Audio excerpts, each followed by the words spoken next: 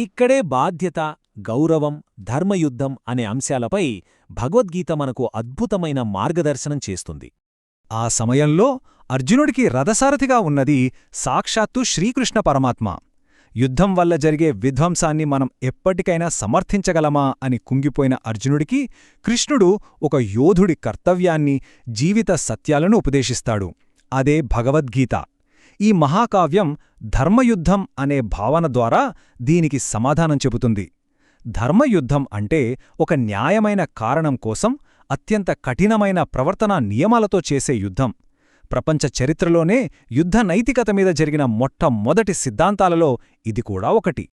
ప్రాచీన కాలంలో యుద్ధం అంటే ఇష్టమొచ్చినట్లు సామూహిక హత్యలు చేయటం కాదు. దానికి కొన్ని కఠినమైన నియమాలుండేవి. చూస్తే ఆశ్చర్యం వేస్తుంది. రథికులతో మాత్రమే పోరాడాలి. ఆయుధం లేనివారిపై, ఆపదలో ఉన్నవారిపై ఎట్టి పరిస్థితుల్లోనూ దాడి చేయకూడదు. విషం పూసిన బాణాలు లేదా ముళ్ళున్న బాణాలను వాడకూడదు. కేవలం కోపమాపుకోలేక దాడి చేయకూడదు. అంతేనా? బందీలకు, గాయపడిన వారికి కూడా సరైన గౌరవమివ్వాలి. ఆ కాలంలో ఒక యుద్ధక్షేత్రంలో కూడా గౌరవం, విధి అనేవి ఎంత లోతుగా పాతుకుపోయాయో ఇది స్పష్టంగా చెబుతోంది. అవునా?